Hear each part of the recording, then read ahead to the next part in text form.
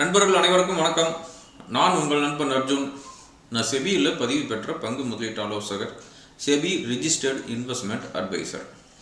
இப்போ இந்த வீடியோவில் நம்ம பார்க்க போகிறது என்னன்னா, டிசம்பர் 4வது வாரம், அதாவது December 20th to 24th market எப்படி இருக்கும், நிஃப்டி ஸ்ட்ராங் சப்போர்ட் என்ன, ரெசிஸ்டன்ஸ் என்ன, bank Nifty support resistance plus open interest, அதாவது வீக்லி ஓப்பன் இன்ட்ரெஸ்ட்டும் பார்க்கலாம், மந்த்லி ஓப்பன் இன்ட்ரெஸ்ட்டும் பார்க்கலாம். மந்த்லி ஓப்பன் இன்ட்ரெஸ்ட் யாராவது பார்க்கணும் அப்படின்னா இன்னும் 1 more வீக் தான் இருக்குது டிசம்பர் மந்த் எக்ஸ்பிரிக்கு.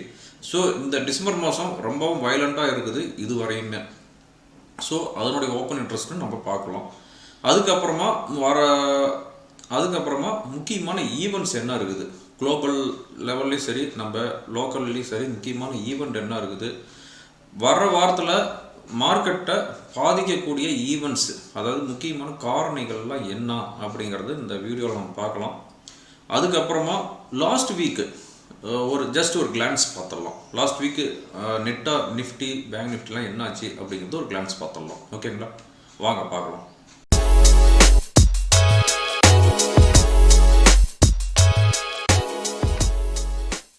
இப்போ லாஸ்ட் வீக் மண்டே அன்னைக்கு நிஃப்டி மோர் தென் 150 பாயிண்ட்ஸ் கேப் அப்பில் ஓப்பன் ஆச்சு.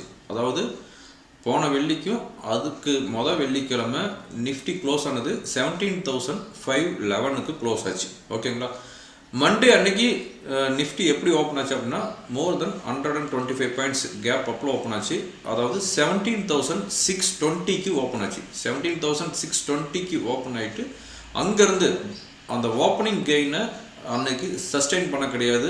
வித்தின் 1 ஹவரில் மார்க்கெட்டு அப்படியே இறங்கி அன்னைக்கு க்ளோஸ் ஆனது எவ்வளோன்னா 143 பாயிண்ட் டவுனில் க்ளோஸ் ஆச்சு திங்கட்கிழமை. ஓகேங்களா, செவ்வாய்க்கிழமை என்னாச்சு அப்படின்னா அன்னைக்கு 43 பாயிண்ட் டவுனு, புதன்கிழமை 103 பாயிண்ட் டவுனு, வியாழக்கிழமை என்னாச்சு அப்படின்னா மார்க்கெட்டு அதாவது கொஞ்சம் சஸ்டெயின் ஆகிட்டு இருந்துச்சு. பட் க்ளோஸ் ஆனது மார்ஜினல் கெயின், அதாவது ஒரு 25 பாயிண்ட் ப்ளஸில் க்ளோஸ் ஆச்சு. ஆனால் அன்றைக்கி பேங்க் நிஃப்டி நல்லாவே வீக் ஆச்சு. நிஃப்டி மட்டும் ஒரு 25 பாயிண்ட் ப்ளஸில் லாஸ்ட்டு தேர்ஸ்டே அன்னைக்கு க்ளோஸ் ஆச்சு. லாஸ்ட்டு ஃப்ரைடே என்னாச்சு அப்படின்னு உங்களுக்கு தெரியும், மார்க்கெட்டு அப்படியே மெல்ட் ஆகி 263 பாயிண்ட் டவுன் ஆகிருக்குது. அதாவது இந்த ஓவராலாக பார்த்தோம் அப்படின்னா நிஃப்டி எவ்வளோ இறங்கியிருக்குதுன்னா லாஸ்ட் வீக்கு 526 பாயிண்ட் இறங்கியிருக்குது. அதாவது 3% இறங்கியிருக்குது. 16,985க்கு க்ளோஸ் ஆகிருக்குது. ஓகேங்களா, சென்சஸ் எவ்வளோ குறைஞ்சிருக்குது அப்படின்னா 1775 பாயிண்ட் 1775 பாயிண்ட்ஸ் இறங்கி 57,011க்கு க்ளோஸ் ஆகிருக்குது. லாஸ்ட் வீக் பொறுத்தவரையும் எல்லா இண்டெக்ஸுமே வீக்காக தான் இருந்துச்சு accept ID index. ID index எதனால் கெயினில் இருந்துச்சு அப்படின்னா டாலர் ஸ்ட்ராங்காக இருக்குது, அதனால் ஐடி இண்டெக்ஸ் கெயினில் க்ளோஸ் ஆகிருக்குது. But reality index worst perform இந்த லாஸ்ட் வீக்கு. எத்தனை % இறங்கியிருக்குன்னா 7% இறங்கியிருக்குது ரியாலிட்டி இண்டெக்ஸ். ஓகேங்களா, அதுக்கு அடுத்ததாக ஒர்ஸ்ட் பெர்ஃபார்மன்ஸ் எதுனா டெலிகாம். அது எவ்வளோ இறங்கியிருக்குன்னா 5.56% இறங்கியிருக்குது டெலிகாம் செக்டர்ஸ். அதுக்கப்புறம் FMCG 4%, metal 4%, mid cap index 4%, small cap index 2%. So எல்லா இண்டெக்ஸுமே டவுன் ஆகிருக்குது. ரியாலிட்டி இண்டெக்ஸ் ரொம்ப அதிகமாக இறங்கிருக்குது 7%. ஓகே, இப்போ மார்க்கெட்டு எதனால் இவ்வளோ ஹெவி செல்லிங் ப்ரெஷர் இருக்குது அப்படின்னா ஒன்லி ஒன் திங், எஃப்ஐஸு கண்ணை மூடிட்டு விற்றுக்கிட்டு இருக்கிறாங்க.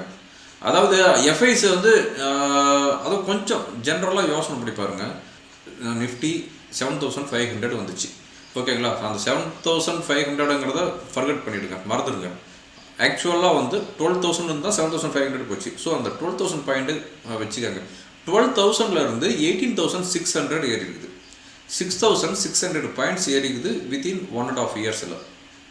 ஸோ அவங்க 12,000 வாங்கினது 18,600 வரையும் வந்திருக்குது. ஓகேங்களா, ஸோ அவங்க இந்த கரண்ட் லெவலில் 17,000 விற்றாலும் அவங்களுக்கு ப்ராஃபிட் தான், 16,500 விற்றாலும் ப்ராஃபிட் தான், 16,000 வந்தாலும் வரும்போது விற்றாலும் அவங்களுக்கு ப்ராஃபிட் தான். ஓகேங்களா, ஸோ அவங்க அக்ரெசிவாக செல் பண்ணுறாங்க. ஸோ அவங்க எந்த பாயிண்டில் செல் பண்ணாலும் அவங்களுக்கு ப்ராஃபிட் தான். ஃபார் எக்ஸாம்பிள் நீங்கள் ரிலையன்ஸு ஒரு 1000 ருபீஸில் வாங்கியிருக்கிறீங்க அப்படின்னா இப்போ வந்து 2500 இருக்குது. ஸோ 2500ல் நீங்கள் செல் பண்ணாலும் உங்களுக்கு ப்ராஃபிட் தான், 2000 வந்தாலும் செல் பண்ணாலும் உங்களுக்கு ப்ராஃபிட் தான். ஓகேங்களா? அதனால் எஃப்ஐஸு நான் ஸ்டாப் செல் பண்ணிட்டு இருக்கிறாங்க. அவங்க பையிங்க்கு திரும்பி அவங்க வந்து ஃபுல்லாக பை பண்ணால் மட்டும்தான் நம்ம மார்க்கெட்டு ஃபர்தராக ரேலி வரும். இந்த பிட்வீன் கேப்பில் இன்னொன்று நம்ம எதிர்பார்க்கணும், டொமஸ்டிக்கு இதுவரையுமே பை பண்ணிட்டு தான் இருக்கிறாங்க. ஓகேங்களா? மார்க்கெட்டு கொஞ்சம் இன்னமும் கொஞ்சம் கிராஸ் ஆச்சு அப்படின்னா ரீட்டைல் இன்வெஸ்டர்ஸ் இருக்கிறாங்க இல்லைங்க, அந்த எஸ்ஐபி போடுறவங்க, லம்சமாக நம்ம லோக்கலில் போட்டிருக்கிறவங்க, அவங்களாம் ஒரு பேனிக் வரும். ஓகேங்களா? அப்போ அவங்களாம் விட்ரா பண்ண ஆரம்பிப்பாங்க. ஒன்று விட்ரா பண்ணுவாங்க, இல்லை அப்படின்னா டெப்ட்டுக்கு மாற்றுவாங்க. ஸோ அவங்களாம் விட்ரா பண்ணும்போது ரிடம்ஷன் ப்ரெஷர் வர்றதுக்கு வாய்ப்பு இருக்குது.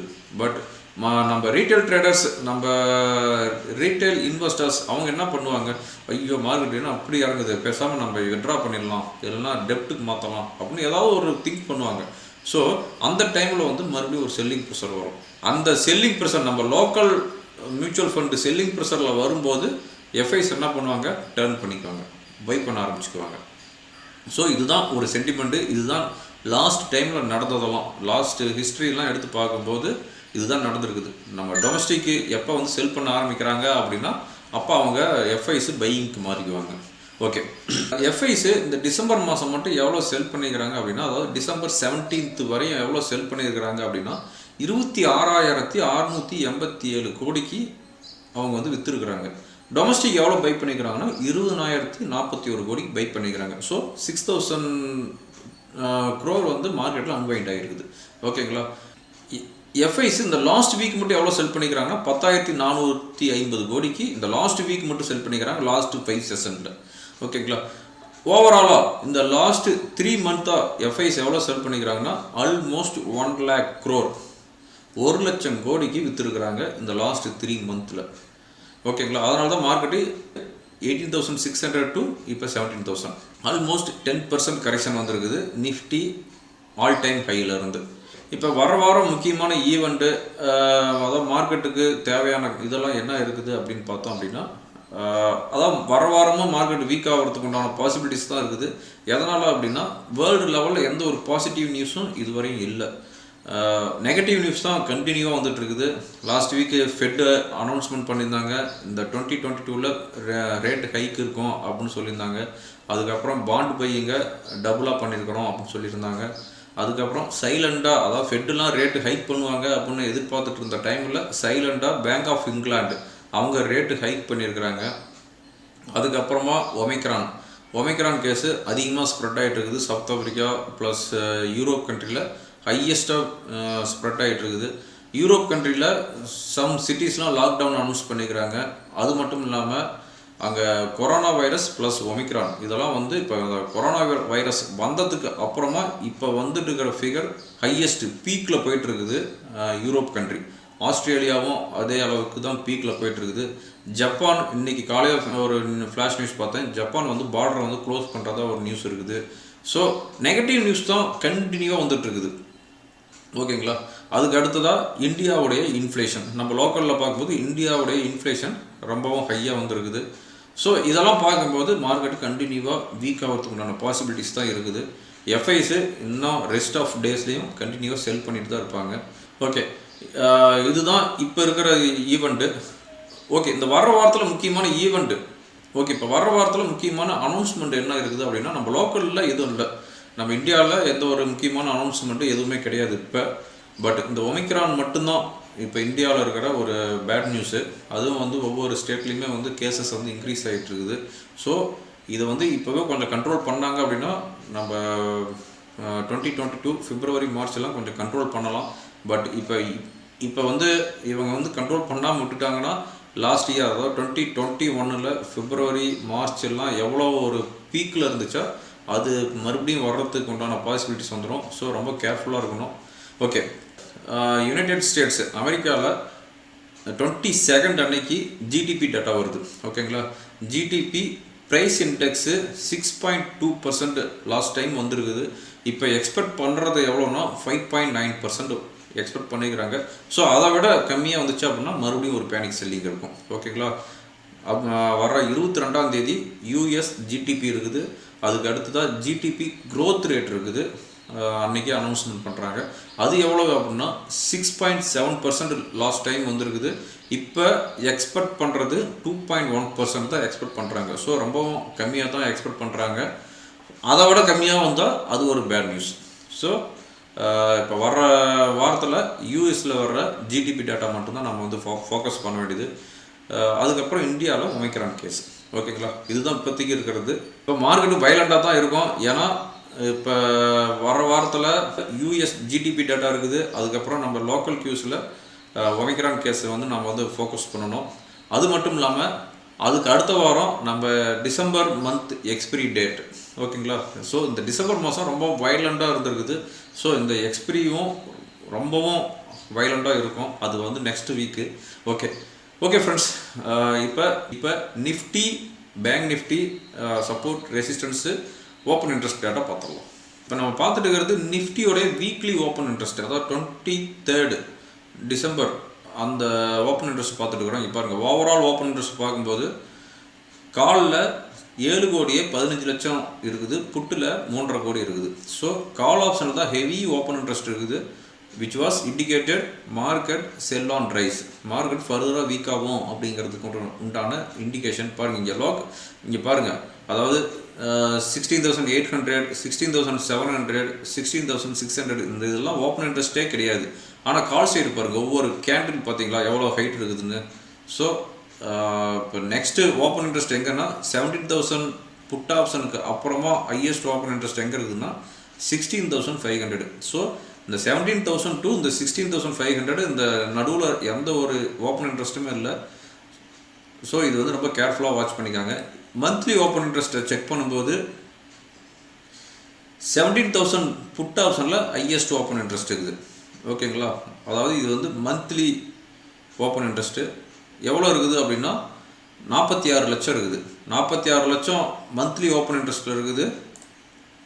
அதே வீக்லி ஓப்பன் இன்ட்ரெஸ்ட்டில் வந்து 17,000 எவ்வளோ இருக்குதுன்னா 37 லட்சம். ஸோ அந்த மந்த்லி ஓப்பன் இன்ட்ரெஸ்ட்டை கூட சேஞ்ச் ஆகிடும். மார்க்கெட்டு 16,900 கீழே ஸ்பாட்டு சஸ்டெயின் ஆகிட்டு இருந்துச்சு அப்படின்னா. ஸோ நம்ம வீக்லி சார்ட்டு பார்த்துடலாம். ஓகே, இப்போ பேங்க் நிஃப்டி பொறுத்தவரையும் open interest highest open interest எங்கே இருக்குது அப்படின்னா 36,000 கால் ஆப்ஷன்.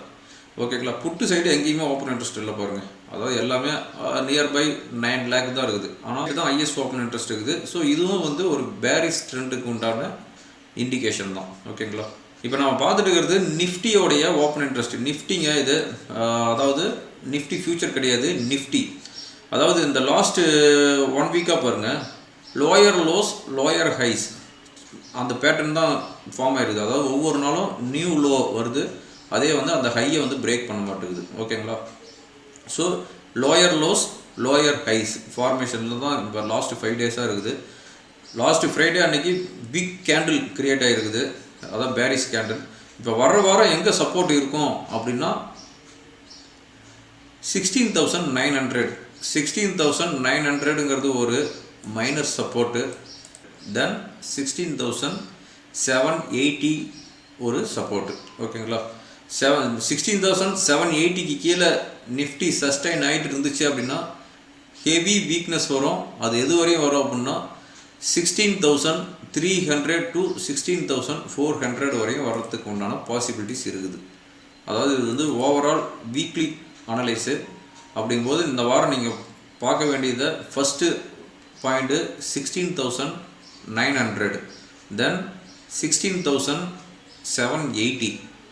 16,780க்கு கீழே சஸ்டெயின் ஆகிட்டு இருந்துச்சு அப்படின்னா market will take next support 16,300 to 16,400 level. ஓகேங்களா, ஓகே. இப்போ நிஃப்டி சப்போர்ட் எடுத்து, அதாவது 16,900 ஆர் 16,800ல சப்போர்ட் எடுத்து பவுன்ஸ் ஆகுது அப்படின்னா எது வரையும் வரும் அப்படின்னா 17,000 ஒரு ரெசிஸ்டன்ஸு. ஒருவேளை 17,000க்கு மேலே சஸ்டெயின் ஆகிட்டு இருக்குது அப்படின்னா 17,300 டு 17,375 வரையும் போகிறதுக்கு உண்டான பாசிபிலிட்டிஸ் இருக்குது. ஓகேங்களா, இப்போ நம்ம பார்த்துட்டு இருக்கிறது பேங்க் நிஃப்டியோடைய இன்ட்ராடே சார்ட்டு. இது வந்து டெய்லி டெக்னிக்கல் சார்ட்டுங்க. பேங்க் நிஃப்டி ஸ்பாட்டு, ஃபியூச்சர் கிடையாது ஸ்பாட்டு, ஓகேங்களா. அதாவது லாஸ்ட் ஃப்ரைடே பாருங்கள் ஒரு பெரிய big candle, bearish candle form ஆகிருக்குது. இப்போ பேங்க் நிஃப்டி ஸ்பாட்டு எந்த இடத்துல சப்போர்ட் எடுக்கும் அப்படின்னா 35,300, 35,300ங்கிறது ஒரு ஸ்ட்ராங் சப்போர்ட்டு. 35,300க்கு கீழே சஸ்டைன் ஆகிட்டு இருந்துச்சு அப்படின்னா ஃபர்தராக அது வந்து எந்த இடத்துல வந்து கன்சாலிடேட் ஆகும் அப்படின்னா 34,000 to 34,300, ஓகேங்களா. 34,000 to 34,300 வரை வரத்துக்கு உண்டான பாசிபிலிட்டிஸ் இருக்குது. ஸோ நீங்கள் இப்போ வர வாரம் நீங்கள் வாட்ச் பண்ண வேண்டிய லெவல் 35,300. அதுக்கு கீழே வந்துச்சு அப்படின்னா 34,000 to 34,300 வரை வர்றதுக்கு உண்டான பாசிபிலிட்டிஸ் இருக்குது. ரெசிஸ்டன்ஸ் எங்கே இருக்குது அப்படின்னா 36,500 தென் 37,000. அதாவது 37,000ங்கிறது நான் ரொம்ப லாங்காலாம் சொல்லிங்க, 2 நாளைக்கு முன்னாடி வந்த ஹை, அதாவது வியாழக்கிழமை 37,100 to 150 வந்துருக்குது, அந்த ஹையை தான் நான் சொல்கிறேன். ஸோ 37,000 to 37,200 வரையும் ரெசிஸ்டன்ஸ் இருக்குது. சப்போர்ட்டு 35,300, 35,300க்கு கீழே இருந்துச்சு அப்படின்னா ஃபர்தராக வீக் வரும் 34,000 to 34,300, ஓகேங்களா. ஓகே ஃப்ரெண்ட்ஸ், இப்போ இந்த வீடியோவில் முக்கியமான ஈவெண்ட்ஸு, லாஸ்ட் வீக் என்ன நடந்துச்சு, வர வாரத்தில் என்னென்ன இருக்குது, நிஃப்டியோடைய strong support, strong resistance, open interest, இதெல்லாமே பார்த்தாச்சு. ஒவ்வொரு நாளும் மார்க்கெட் முடிஞ்சதுக்கப்புறம் போஸ்ட் மார்க்கெட் ரிப்போர்ட் ப்ளஸ் அடுத்த நாள் மார்க்கெட் எப்படி இருக்கும் அப்படிங்கிற pre market report, open interest analysis, இது எல்லாமே நான் ஒவ்வொரு நாளும் என்னுடைய வீடியோ நான் போட்டுருக்கிறேன். இதெல்லாம் உங்களுக்கு ரொம்ப யூஸ்ஃபுல்லாக இருக்கும். வேறு எதுவும் கண்டென்ட் ஆட் பண்ணணும் அப்படின்னா கமெண்ட் பாக்ஸில் சொல்லுங்கள், அந்த கண்டென்ட்டு நான் ஆட் பண்ணுறேன். என்னோடய டெலகிராம் சேனலில் சம் ஃப்ரீ கால்ஸ் நான் கொடுப்பேன். அந்த ஃப்ரீ கால்ஸு நீங்கள் டெலகிராம் சேனலில் வாங்கிக்கலாம். என்னோடய டெலகிராம் சேனல் லிங்க்கு டிஸ்கிரிப்ஷனில் கொடுத்துருக்குறேன். உங்களுக்கு எதாவது டவுட்ஸ் இருந்துச்சு அப்படின்னா flyingcalls@gmail.comக்கு மெயில் பண்ணுங்கள், நான் உங்களுக்கு ரிப்ளை கொடுக்குறேன். ஓகே ஃப்ரெண்ட்ஸ், இந்த வீடியோ உங்களுக்கு ரொம்ப யூஸ்ஃபுல்லாக இருந்திருக்குன்னு நினைக்கிறேன். யூஸ்ஃபுல்லாக இருந்துச்சுன்னா சப்ஸ்கிரைப் பண்ணுங்கள். தேங்க்யூ ஃபார் வாட்சிங்.